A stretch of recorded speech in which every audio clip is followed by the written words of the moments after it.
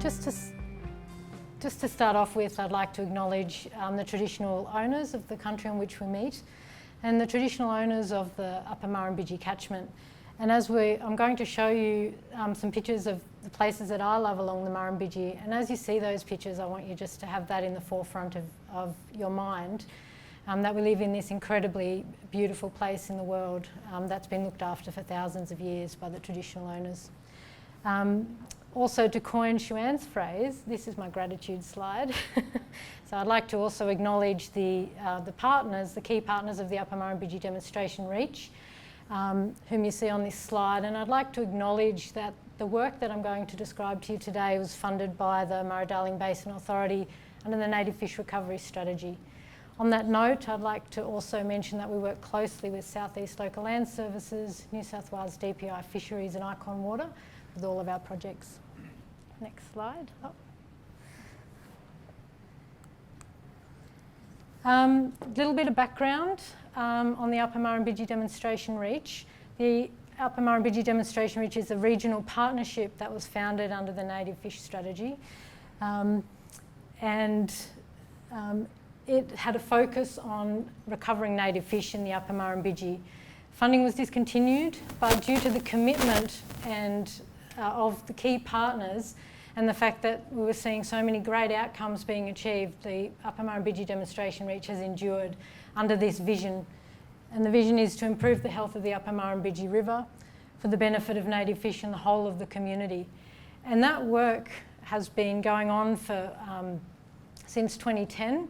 And there's been a lot of strategic planning along the way, and that strategic planning has resulted in the Upper Murrumbidgee Demonstration Reach Action Plan, which I will talk you through today.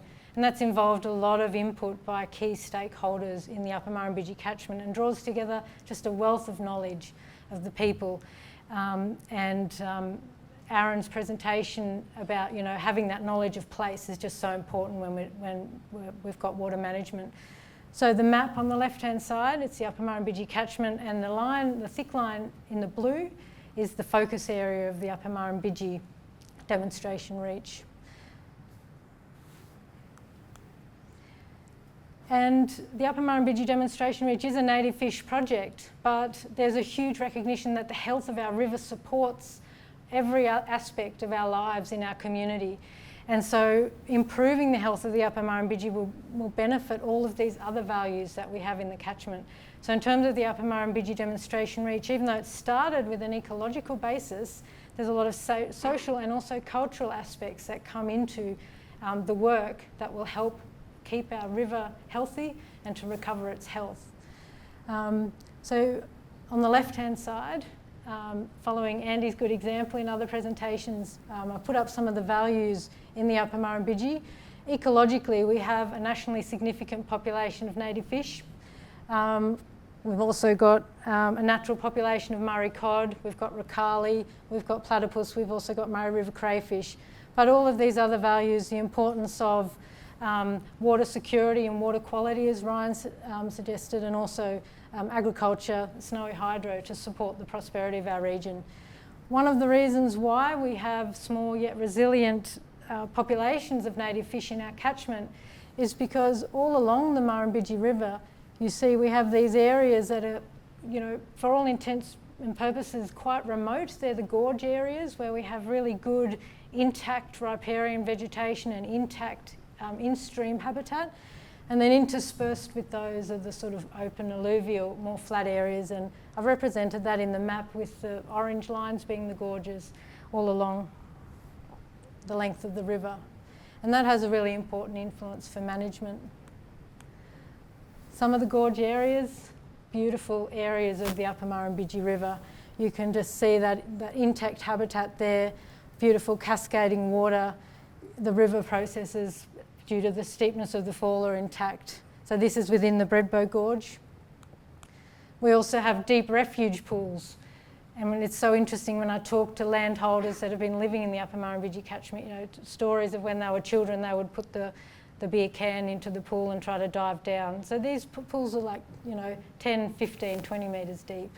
And they sustain the river in dry times. And then the more open, flatter areas that would have been these wide swamplands full of birds, and there's a historical account at Bolero of, you know, the geese or the water birds being disturbed by people passing by and blackening the sky. And then this is the area a little bit further down in Bumbalong. These alluvial open areas have been historically modified, they've been historically utilised, and so here we do see some of the threats arising to river health and some of the challenges. So this is the Bumbalong Valley. It doesn't look like that now thanks to work that we've been doing there, but all that native the vegetation you see along the river corridor are actually willows and exotics. And one of the things that always surprises me about the Murrumbidgee is that literally you can go from a gorge area and then you can take 10 metres and you're in this open, impacted landscape. And so this is a picture of Scottsdale Reserve coming out of the Bredbow Reserve, and just how quickly that changes. And here you can see some of the interventions that have been put in place to try and improve connectivity along the river. I think we've had this described as a step change. This is at the top of our focus area. This is Tantangara Dam, and ecologically it provides a number of constraints for us in terms of altered water regimes, and so it's been a bit of a focal point thinking about, you know, how can we as a community take this river forward.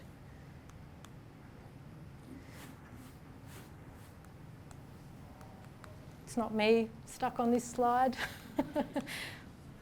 Thank you. So just a bit of background on the planning process that we've undertaken. This with the Upper Murrumbidgee demonstration reach, as I said, we've been doing planning for a long time with key stakeholders. That planning has been led by Bush Heritage Australia. It's the open standards for the practice of conservation, and it's an internationally recognised approach to conserving landscapes. So we've been really lucky to be guided by the team at Bush Heritage, experienced conservation planners that also have worked for a long time with many conservation partnerships. And there's various steps to the process, but the thing to point out here is that it's an adaptive management process. It's an iterative process that can feed in information as it goes along. One of the key points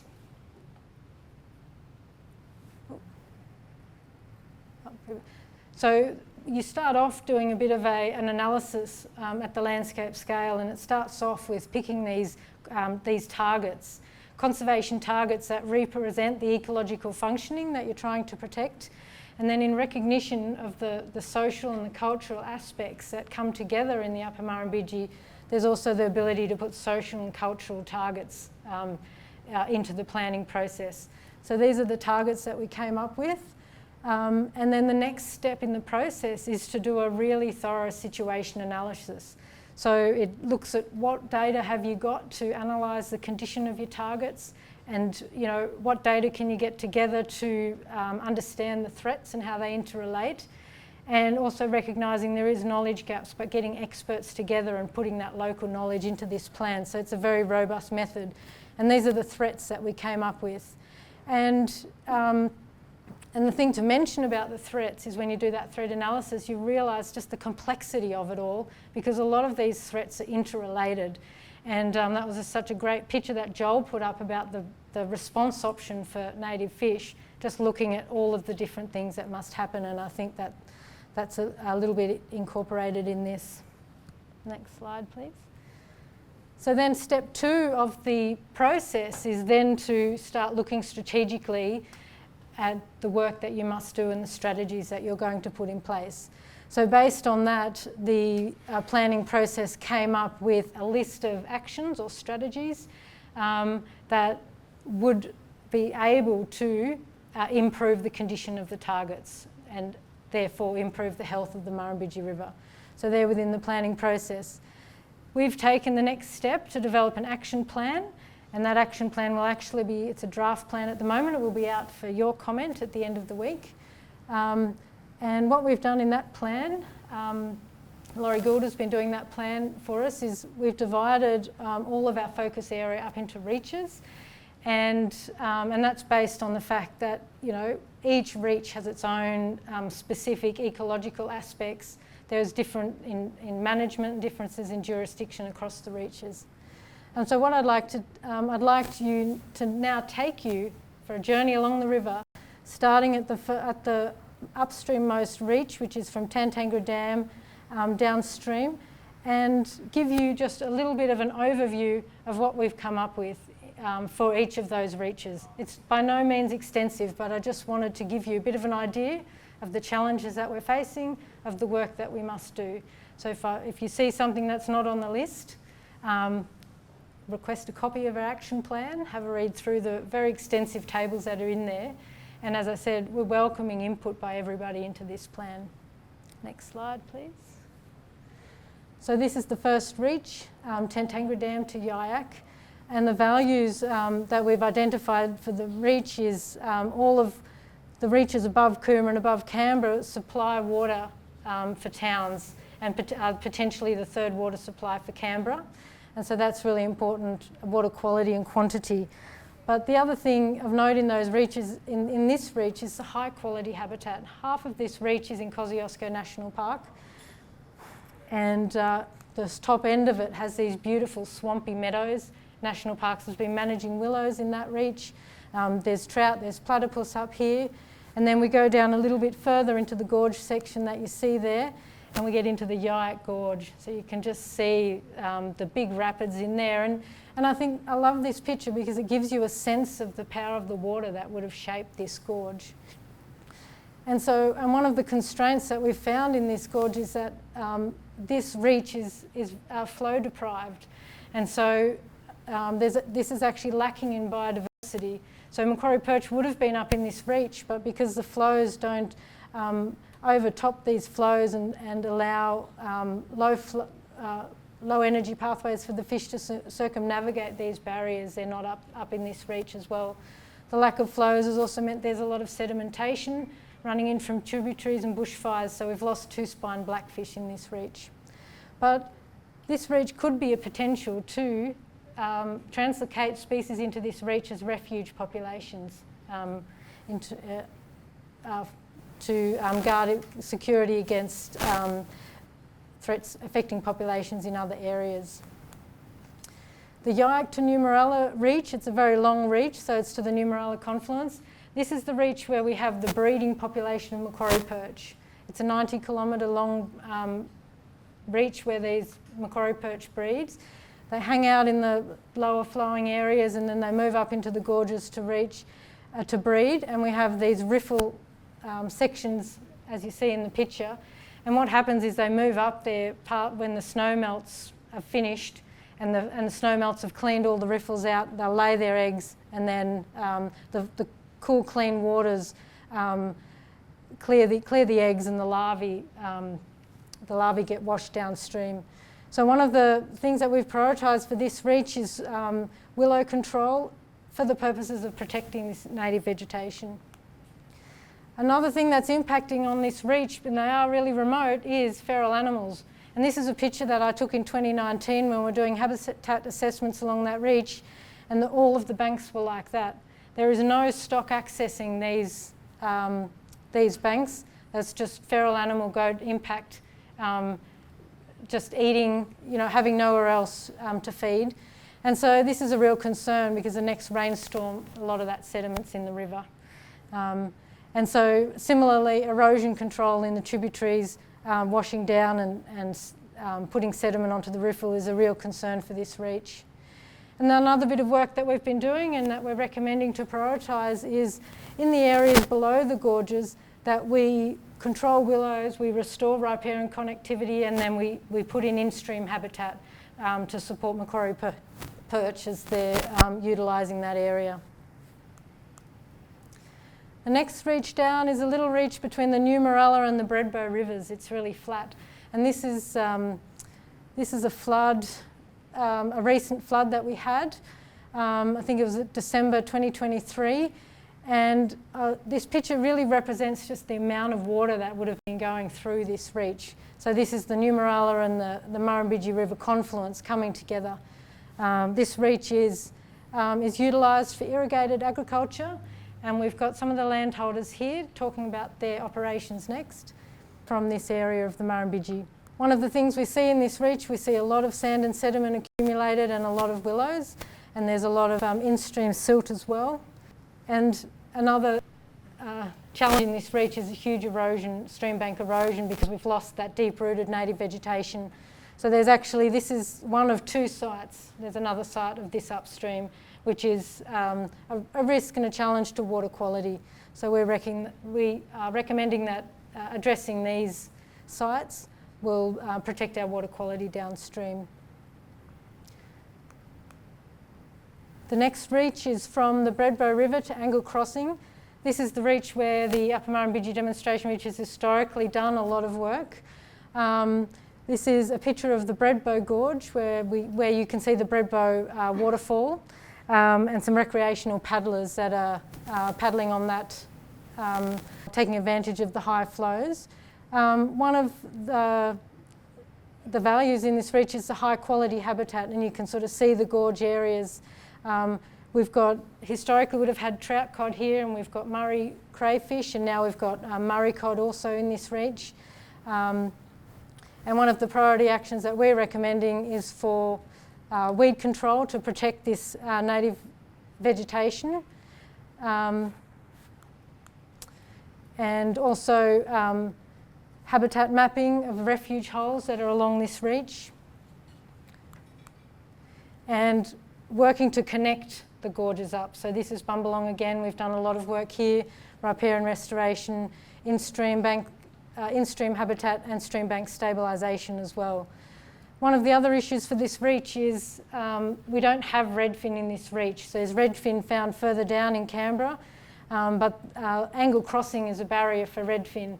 So one of the, and we're concerned that with low flow conditions they might be moving upstream.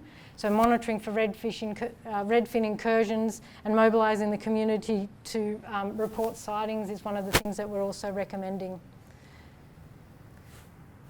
One of the things that you will notice on all of the value, in all of the value columns is cultural values. And so every single reach has cultural values. It's something that we're still hoping to engage more with traditional owners to describe what those values are.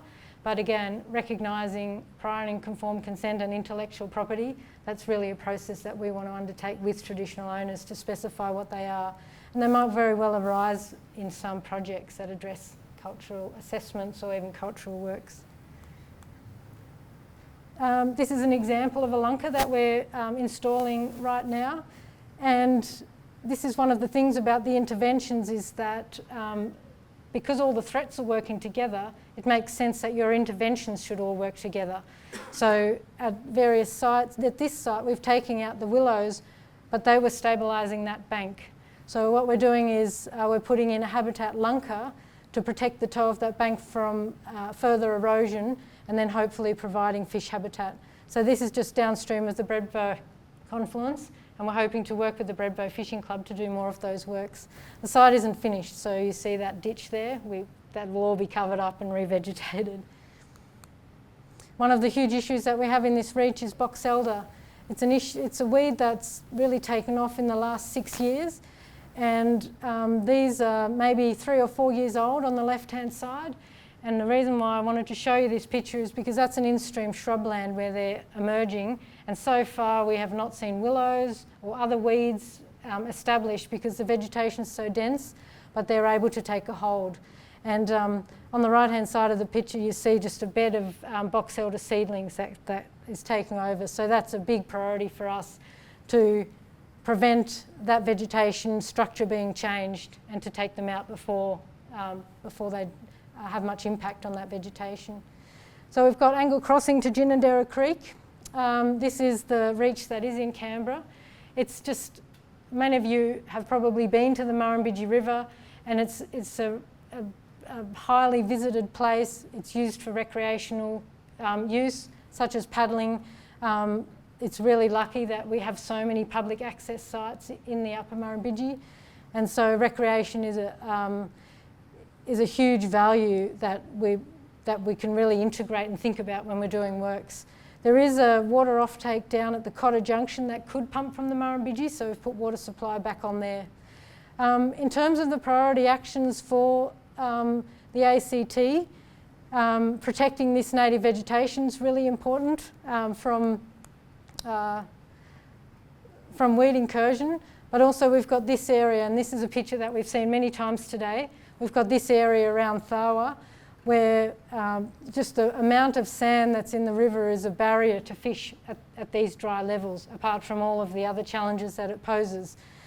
So putting in more in-stream habitat, the engineered log jams were put in to try and help the river carve a flow through these. If we had a little bit more flow, that process would actually be helped. But continuing to address these fish barriers along the Murrumbidgee will help protect our native fish.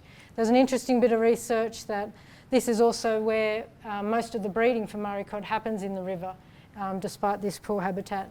Just downstream of here is the Point Hut Fishway, Point Hut Crossing, which is also a barrier to fish. So that would be a really high priority to get addressed. And speaking of weeds in the native vegetation, historically in the Upper Murrumbidgee we've had a species of willow called black willow. It's the most invasive willow that you have. It's a seeding willow, and it is a weeds of national significance. And we're seeing that re-emerge within the Upper Murrumbidgee corridor from source infestations probably downstream. And the thing about this picture is that you can actually see several age classes of black willow. So there's been successive seeding events. These are just small at the moment, so investment should, if we can just take them out, we'll protect that native vegetation and prevent them from taking off. The other thing is along the Murrumbidgee and the ACT, riparian connectivity could really be improved. And this is an area from downstream of Casuarina Sands to Uriara Crossing, where you're seeing we're lacking a lot of that overstory, and consequently a lack of stability on the floodplain terraces and a lack of shading for the river. That would also assist with suppressing things like African lovegrass, which are taking off in that area. Finally, to our last reach between the ACT and Tamus Bridge. Again, this is a very varied reach, that at the top end you've got quite natural habitat in the gorge areas, and then here you're seeing the impact of a much flatter geography where you're getting a lot of sand accumulated at Tamus Bridge and the degradation of that in-stream habitat. So erosion control would be a priority in the tributaries, and as well as weed control. And fish stocking does occur in Burrinjuck Dam. So, and talking to fisheries, that this is actually one reach they would prioritise for trout cod stocking. So all of these little interventions could then help with trout cod moving upstream. But this reach also highlights that in many areas we don't have the on-ground knowledge, and so this plan is the basis for taking stock and deciding where we do need to undertake further assessments to inform our decision making.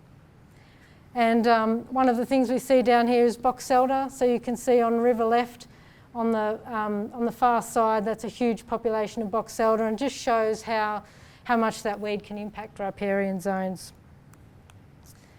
So the plan will be out. We would love you to go through all of the tables that are in the plan. All of these actions are in there, plus so much more in a lot of great detail. And this plan is only as good as everybody putting their input into it. So we'll have that on the website at the end of the week, and we'd love to have your input. Thank you.